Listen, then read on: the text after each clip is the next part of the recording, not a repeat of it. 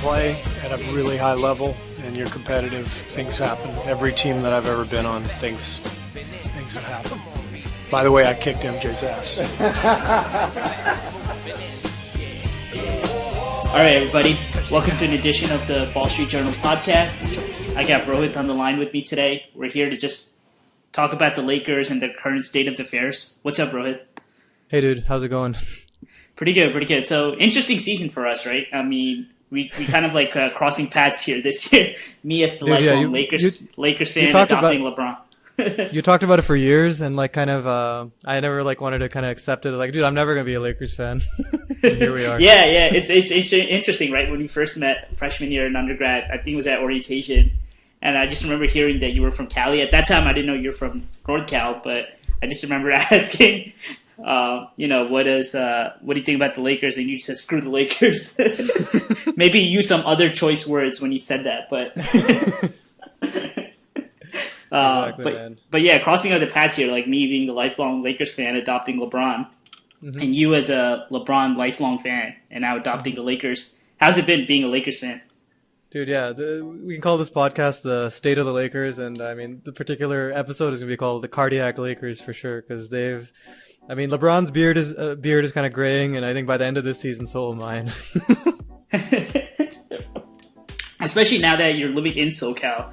I guess it must be a little bit easier to be a Lakers fan, right? Considering most people around you, I'm assuming, are Lakers fans now. Yeah, I mean, even out here, it's kind of an interesting vibe. I mean, they're out here. They love their Kobe, and like, I mean, I think I think a lot of Lakers fans are going through the same kind of dilemma and trying to meet in the middle, and like really embrace LeBron. I think they're working on it, but I think I think a lot of that resistance was a lot stronger initially, but I think it's still kind of just like the Lakers are going through a growing process. The fans are kind of like there's a different fan group that's a fan of this Lakers team compared to, I'd say, the Kobe Lakers, but there is an overlap between the old fans and the new fans too. Of course, yeah. I think the one thing about LeBron is that the fans can be, he's bringing all this drama or he's bringing all this disorganization within the team. But the one thing he guarantees is winning, right? Ultimately, if you have LeBron in your team, the history has shown that you're going to have a winning team. You're going to have a top 5 offense. The defense is questionable, especially LeBron in his later years. But I think with Tyson Chandler now, right? That's what I wanted to ask you. What do you think about the addition of Tyson on the defense? Dude, Tyson has been he's been a big time addition to the team. I think mainly because I was telling you a couple games into the season that it was the biggest thing we didn't have was a big man, and I think a defensive anchor, and I was like, Ingram doesn't have the size to guard anyone. LeBron can't play the 5 all the time, and McGee can only give us a few minutes. We needed another piece. I think Tyson is enough for now to kind of, and he's already had an impact. It's 3 games in, we won 3 games since he's come onto the roster. But I think we still need a more long-term answer. But for now, I think he'll give us enough to kind of get some wins. Yeah, exactly. I mean, JaVale was playing way too many minutes. Now with Tyson and JaVale, they're both similar in the sense that they're both rolling big men who can catch alley-oops. They block shots at the rim, and you don't really need to run plays on offense for them. But it was interesting how this whole Tyson thing came about, right? Did you hear how LeBron James called up his boy James Jones, who's now the interim GM on the Suns, and basically told him, "Yo, drop Tyson Chandler so we can pick him up." Seriously, no, it's crazy. I mean. How do you feel about kind of LeBron, the whole dynamic of kind of LeBron calling shot? I think it's here in LA it's much less than in Cleveland, but it's that kind of thing is going to happen going forward. And a lot of people question LeBron's venturing into kind of GM territory sometimes. Well, I think this is what happens because James Jones was on an NBA roster solely because of LeBron. He won 4 years in Miami and then 4 years in Cleveland. LeBron wanted James Jones on the roster because that was his guy. He followed him with him everywhere. And we'll always remember that LeBron, for those 8 straight finals that he made, James Jones was there for every single one of them. But yeah, I think it's this team. I kind of like what we have now. So we were at 2-5, and that's when Magic Johnson had the thing with Luke Walton, as they called it, admonished him. But since then, we won 5 out of 6, three in a row. The one loss being to the Raptors last Sunday. Kind of like where this team is headed, but there are still some issues. The one thing I think you and me, our dream scenario is to have Kyle Korver on this team, right? Kyle Korver would be a great addition. I think we don't. Yeah, it's too early about next offseason, but I think of the guys on the market, I think the most important one I think for us to try to get is I think it's not Kevin Durant. I mean, I have my own reasons for not wanting Kevin Durant. I think Kawhi Leonard. I think depending on how the Raptors season goes, I think he's found a home there, and I think the gamble by their GM over there is going to pay off for them, and I think he may continue if their success continues. He might stay out there, and it's very likely he will. And then I think we need to get Anthony Davis. Yeah, I mean, Anthony Davis is the dream scenario, right? Every time I'm watching a Pelicans game, it's kind of bad, but I'm hoping they lose, because the more losing means more likely Anthony them Davis I know leaves. who else you secretly root for against out of just saltiness. Paul George. Yeah, that was last year, and it clearly didn't work, because even though they did lose in the first round, he still wanted to go back, but whatever. I'm over that. Yeah, I'm over Paul George, too. But if there was one guy, so for me, I personally think if there's one guy that we would maybe have, if we have to give up somebody to get Davis, because he's not a free agent until 2020. I think Ingram is the guy that we trade for AD. What about you? I agree with that. I think Ingram. Yeah, I think I'm trying to. So now I guess we can go to the personality of each player on this team and who I like on this team. I think initially we were talking a lot in the off season. I think LeVar Ball and the drama with kind of just LeVar Ball's personality. I was like, I don't know if that and LeBron's kind of, LeBron brings a lot of, drama wherever he goes, regardless, because he's just LeBron. Whether that could coexist, but surprisingly, LeVar has been quiet, and I've actually loved Lonzo on the court. He's probably he's actually one of my favorites. I'd say in order, I'm listing my favorites. Lonzo's been really good. I think when he locks in, he tries defensively, and he's been kind of playing well there. His shot has improved. I like his demeanor on the court, basically. And I also love Hart. I think Hart is on the bench with that bench unit, and I think he's fearless. He kind of comes in, takes big shots, does his job. I like him a lot. Kuzma's great. Ingram is the one, I think, especially because of the early suspension, is the one who's kind of a little bit of he has a lot of expectations. It's kind of the dark horse on I think how far the Lakers go down the line is kind of, Ingram is kind of the wild card, I'd say.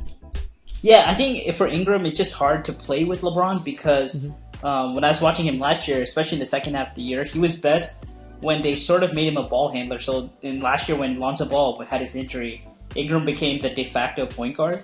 And they realized he had all these playmaking skills, and he was getting a little bit stronger. So now when you play with LeBron, those strengths aren't able to show as much. And he's sort of just been a cutter and a slasher and a spot-up shooter, which aren't really his strengths. So I think that's where it becomes really hard for him to grow. And, that's someone we may have to trade. I agree with that. I think, Ingram, it's hard to say. I think there's still a lot to be done, but he doesn't quite fit. I agree. He's the one that doesn't quite fit in as well. Let's see, other players on the team. Yeah, then my other questions are just about is Walton a good enough coach to kind of lead this team? I think he had that success with the Warriors. Compared to the kind of coaches quote unquote coaches we had on the Cavs.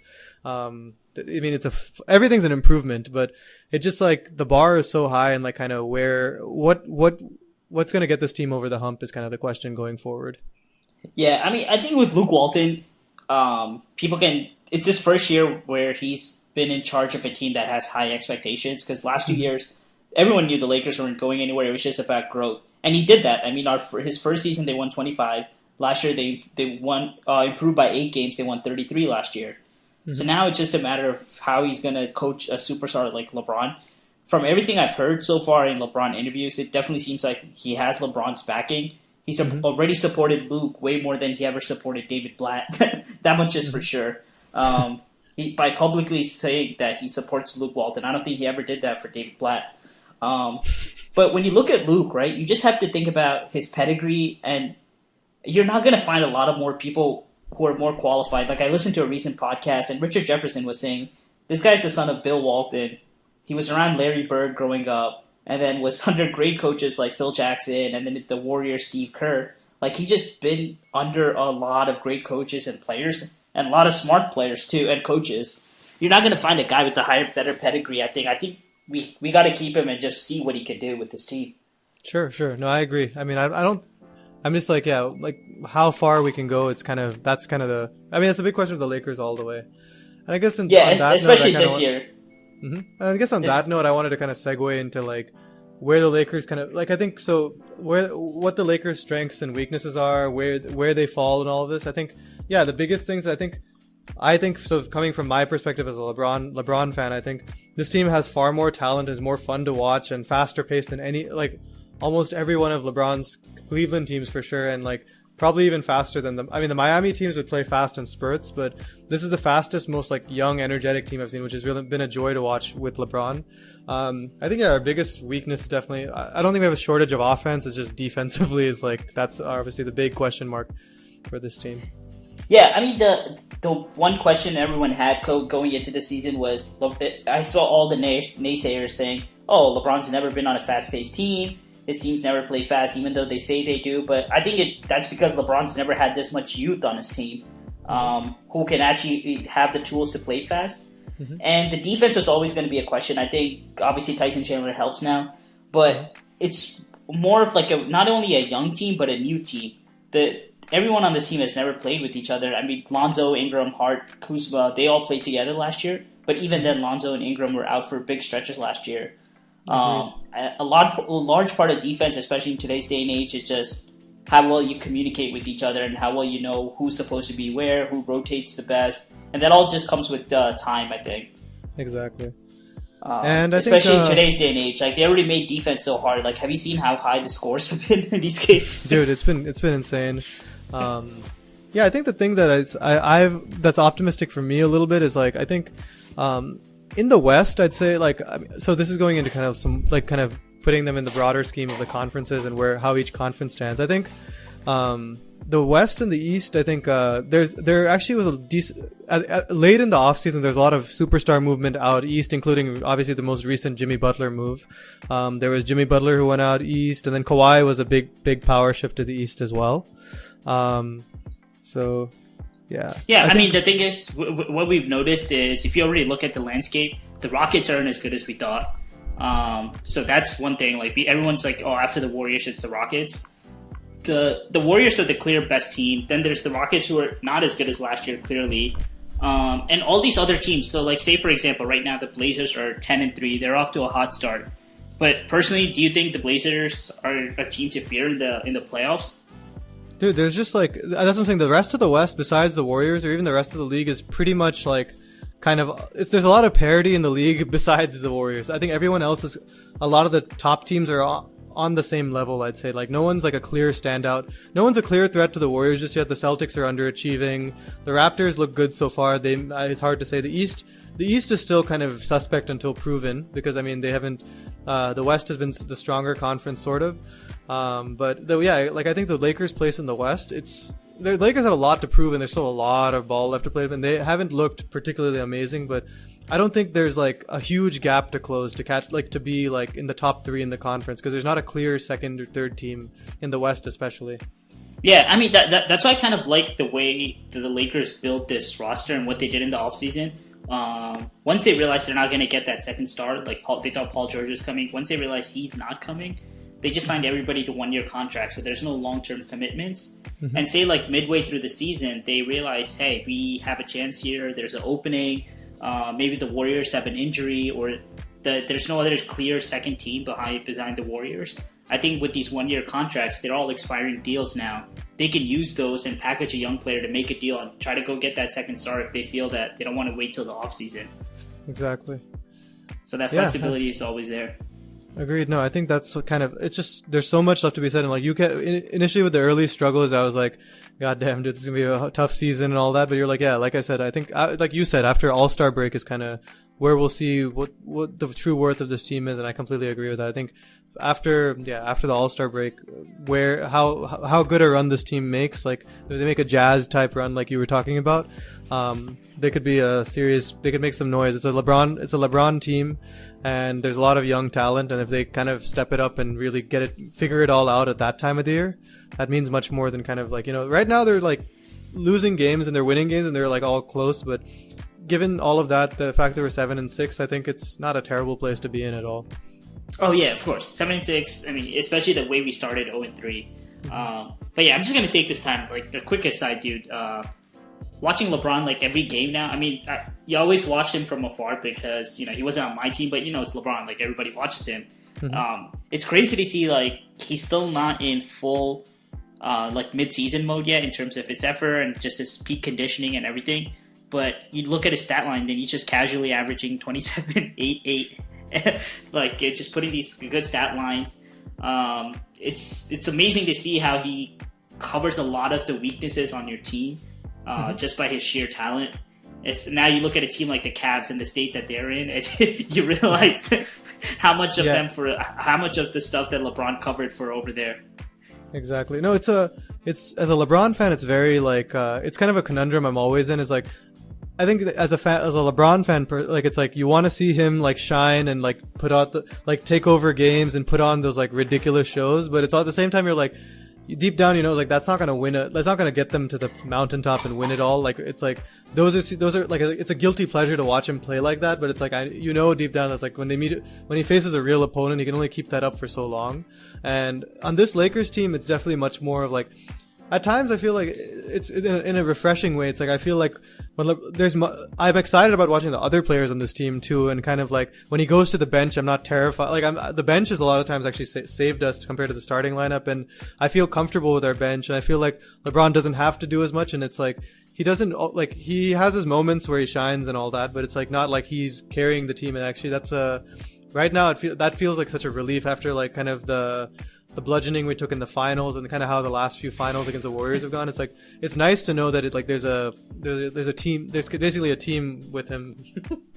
Exactly. But I think before, like earlier, you and me were texting. You had an interesting point. I think I was saying how sort of LeBron got at the East just in time because now we saw Jimmy Butler go there. The Sixers are coming up. Celtics are there. The Bucks look good. Raptors. But you were saying the East hasn't been a cakewalk like we all think, and it was just LeBron, right? Like, so if you could just talk about that. So if you think about the East records, if you look at the East records for the last few years, especially last year, the records of all the teams were like more like that. Obviously, there's the Warriors, and the Warriors, like I think in all of these, the Warriors are an outlier, and they have to kind of be taken out of these discussions because the Warriors are one team. But the rest of the teams, if you look through at like 3 through 6 in the West and like 3 through 6 in the East. They more or less had like similar records. We're all in kind of that like, you know, like 45 to 50, like 40 low 40 win total, like a lot of those teams. And the East had a lot of those as well. And I mean, if you look at the East, I mean, it's like, the Sixers, like think about how hot they finished the season, how they could have done. It's not that the East was weak. It's just like, I think some of the Sixers weren't ready.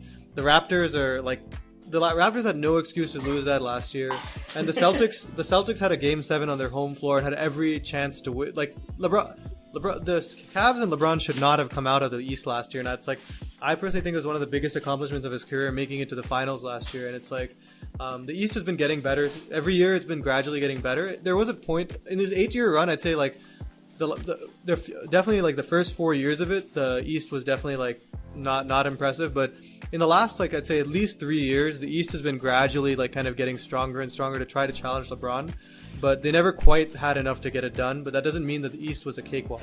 And right now you're seeing the East with just a couple more stars coming over, with getting healthy and a few things. The East is, I mean, look, besides the Warriors, if you look at the East and West, I mean, there's comparable talent on both sides. Yeah, I think that's the thing, the misconception. I was definitely a victim of it.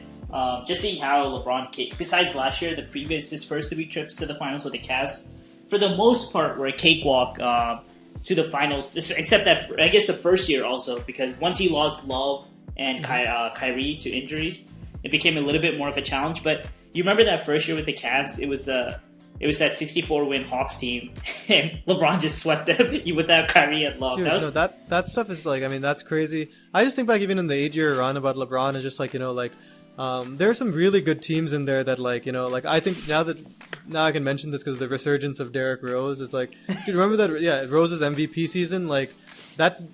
They won in 5 against the Bulls that year, but like they were the Bulls were the number 1 seed in the East that year, and like but every single game was like really close. It's like there's been a lot of series like that where LeBron is just kind of like LeBron and the team has kind of just gutted it out and like won a competitive series, but it just that he's kind of in the body of work it looks like that, but having gone through every like game and every series, it's like it wasn't all that like it wasn't all set in stone in a cakewalk as much as in retrospect it's like, oh wow, he just cakewalked through the East. But there were good teams on the East, and I think the West has comparatively had more talent and more all-stars, and has had the Warriors, especially in the last 4 years, and it makes it look disparate, the talent look disparate, but it's like it's much more even than people think. And this year you can definitely see it once he's left, how kind of a lot of a lot of the teams have kind of stepped it up a little bit more. Yeah, so I guess this is a good time to ask you, right? Like, we're 13 games in. Are you happy that LeBron came to the Lakers, or would you rather have seen him go somewhere? I think the other two teams were the Sixers and the Rockets. They were the two other contending teams. I think towards the end we saw the Lakers were a clear front runner for LeBron, but are you happy he came here, or would you have rather him gone to one of those other two teams? I mean, I think after a little bit I got biased. I mean, I think it would have been a much more tough question to ask if I didn't live in LA, but like, but I think no, the fact that I like moved to LA the same summer he came here, it's like, it makes it very, it kind of made me, at the end I was like, I want him to come here. I don't care if we don't win that much. But like, no, I think early on I was like, Sixers would be cool, it would make sense, but then a lot of people are divided with that team. I personally don't like. I just don't like the vibe of this. Both the Sixers and the Rockets. I think the personality of those teams, I'm not really that much of a fan of like their vibe. I think Chris Paul is a baller, but like, I mean, I think he may not be the best teammate according to some. And then as my boy Rajon Rondo said. Yeah, and then I think Simmons, and you've been alluding to this about how Simmons and Embiid apparently have like a Kobe Shaq level feud. I didn't notice at that level, but I mean, I think the Sixers have a lot of locker room turmoil. It's not publicly there yet, but I think it's just one of those things. When all the reports that I've read, they get along, right? On the court, they do their things. They know they're two superstars and they need each other to help win. But it seems like outside of they don't really hang out together. They don't really do anything together. It just seems like an on the court thing. Mm-hmm. And once I'm kind of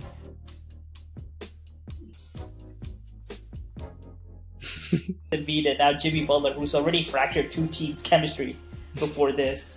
Yeah, we'll have to see how that goes. But I think to answer your question, no, I'm obviously really happy he came to the Lakers. I think I was disappointed when we didn't get a second star. That kind of was like a very we were discussing all summer, and I was like hoping something would come through. But then obviously Pop was like, Kawhi is never coming to the Lakers, and that became clear early on. And then I think it was just like that kind of made me a little bit disappointed, but now I'm like, now that the season started and like, it's a reality, I'm more just excited and like, we'll see how it goes. And I'm happy now. And I think the East, the East, I didn't want him to run it. For sure, I didn't want him to run it back with that Cavs team. I was tired of that chapter, and I think there wasn't enough there. And now the East, the East is wide open right now. The Celtics are underachieving, but will probably figure it out at some point. The Sixers, you thought that they're going to kind of fade, but now that they have a new energy and they have a lot of upside now with Jimmy Butler there as well. The Raptors are playing really strong ball, and they have a bona fide superstar in Kawhi. And Giannis, I think Giannis is really we've all expected Giannis to play well, but the Milwaukee Bucks are playing excellent basketball right now. It's left to be seen whether they sustain that down the line. Yeah, dude. Yep. All right, man. Do you have any things you want to hit on for this pod, or should we? No, I think we covered a lot. I think we talked about the Lakers, but we kind of also touched base on the landscape of the NBA right now. But I think we gotta. I think we're now 13 games in. I think there's a lot left to be seen. I think we should check. We'll check back in a little later in the year and see how things look at that point. Maybe some of this stuff may sound ridiculous at that point, or some will be like, oh yeah, we called this. So we'll see how it goes later. Exactly. I mean, like with LeBron teams, it's always a slow start. His first year in Miami, they were 9-8. Even on his first year on the Cavs, they were like 14-19 through 33 games, like almost half a year, and they still ended up winning 57 games. So that just shows how LeBron's teams, once they get into high gear, once he gets into high gear, the team is also in high gear. Exactly. We're like, all right, they got a winning record now. Let's just get this podcast out of the way while we're on a good note. Exactly. But dude, hopefully LeBron can make his free throws, man. Dude, yeah, LeBron's got to work on his free throws. Oh, that's the last thing I want to touch base on before we ended the podcast is like his comments about the patience thing. It's like, I actually on this one, I don't take LeBron's side. I'm like, dude, like a lot of these close games, like you could have made your free throws, dude. Like, and like a lot of these like close things, like if you made some free throws, like I think a lot of times we wouldn't be in the situation. I'm like the Spurs game. Yeah, dude, like you kind of like you have hit some big shots and all of that, but it's like you're not very you're just as culpable for a lot of these kind of he's in yesterday's game. If you watch it too, he took some bad threes down the stretch. It's like LeBron is kind of not playing his best ball, and I guess another thing to be discussed later in the season as well on this note is kind of seeing whether is LeBron aging and how is he aging and how is that, are we really witnessing that? But that's like another pod entirely. We'll have to see as the season goes on. Yeah. I mean, that's one of those pods, like, we could talk about it now, and then LeBron just will have like a 50-point game, and exactly. you're like, I don't think he's aging. Yeah, so it's hard to say about that, but I think like as the season Brady, goes on. Yeah, like Tom Brady, everyone this week will be like, oh, Tom's getting old, he's going down, and then next year he'll come out throw for 420. So yeah, that's left to be seen. I think that's another big area to kind of see how LeBron kind of as the season goes on. He definitely doesn't look as spry as he did. Like his earlier this year, like when he was in Cleveland, from the All-Star break on, he played some of the best basketball of his career. He's not at that level right now, but I think we have to see how it goes as the season goes on. Yep. Mm-hmm. All right, bro. All right, dude. It was good talking about the Lakers. Yeah, dude.